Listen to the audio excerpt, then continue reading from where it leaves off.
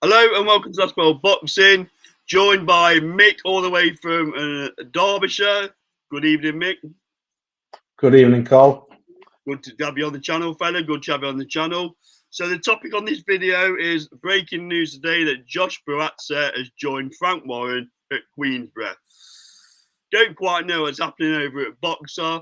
I'd imagine this will be the first of a few boxers that migrate from Boxer to Queensberry, especially if the truth about having must appear on Sky Sports in the contract.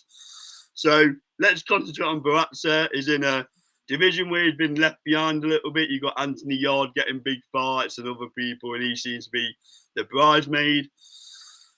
Mick, give us your thoughts on this news today. Not a shock, really, right?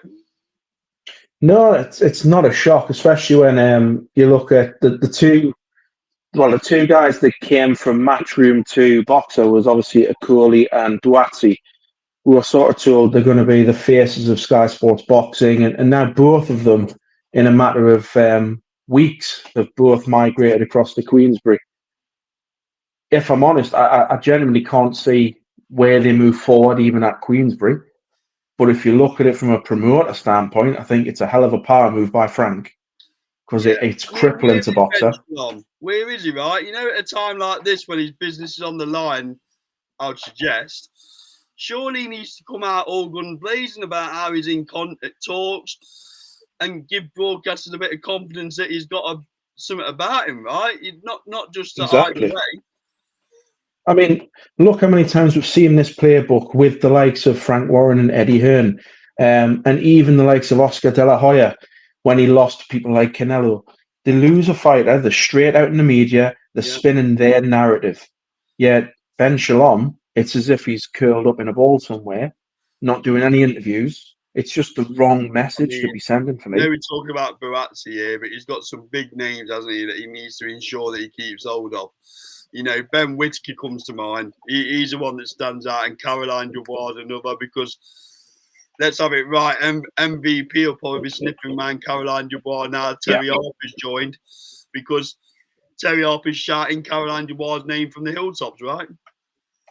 If you want to get a big name fight in a women's division, you go to MVP now. That's where it's at. He's got Callum Simpson. But if I was any of them guys, I'd be looking to get away right now.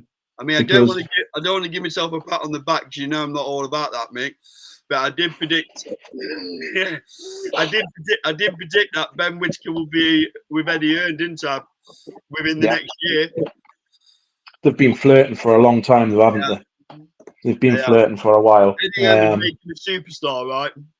Oh, without doubt, without doubt. I mean, if you look at the Ben Whitaker story so far, I can't see how it hasn't been hampered by being with Boxer. If you look at the rematch and everything like that he's just had, all of that messing around and the contract disputes, whatever else, it's made it look farcical and it's looked bad on the fighter.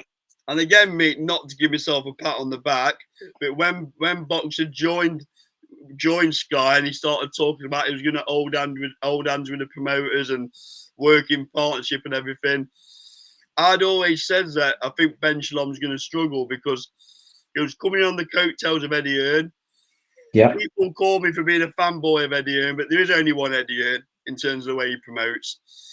So, and also, if you was the director of Sky Sports, would you be happy with Boxer's performance during the contract length in terms of shows they put on?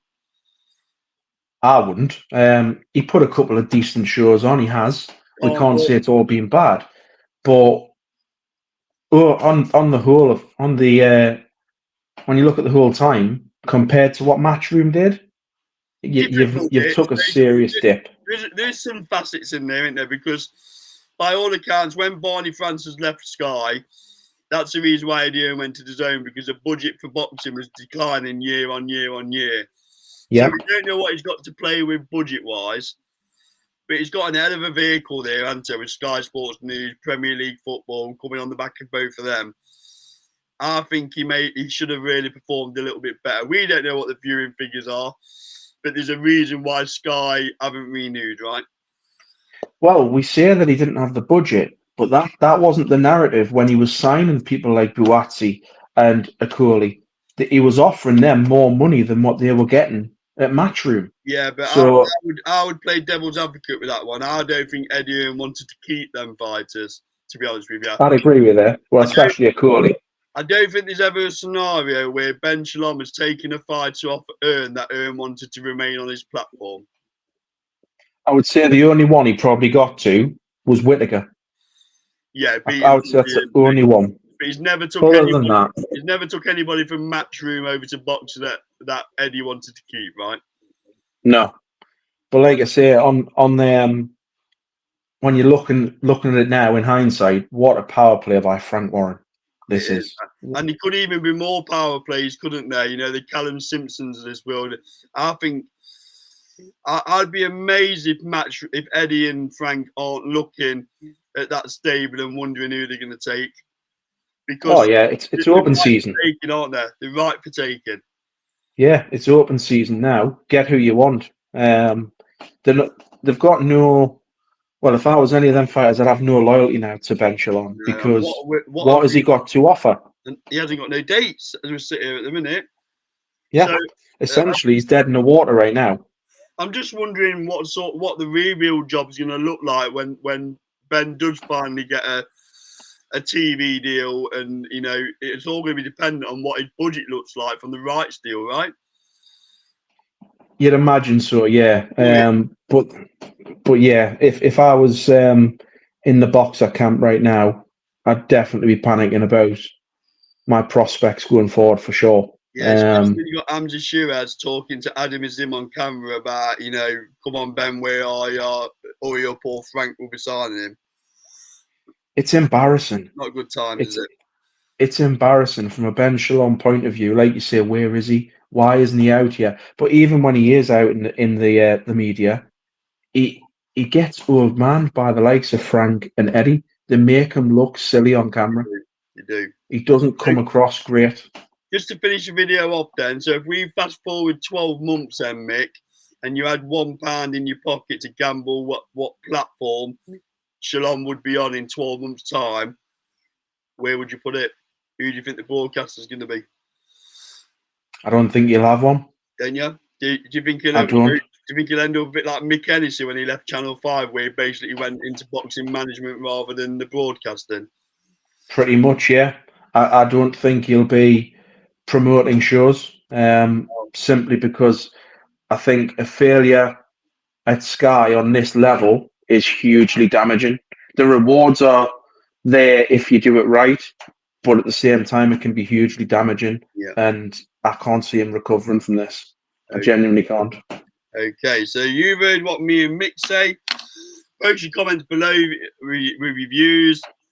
Agree, disagree. We like all views on this channel. This has been Last Mile Boxing, proudly sponsored by LW Liftings SC Travel. Make sure you hit the bell notifications for all the videos coming up. Like, comment, subscribe, and we'll see you on the next video. Cheers, Mick. Thanks. Bye-bye.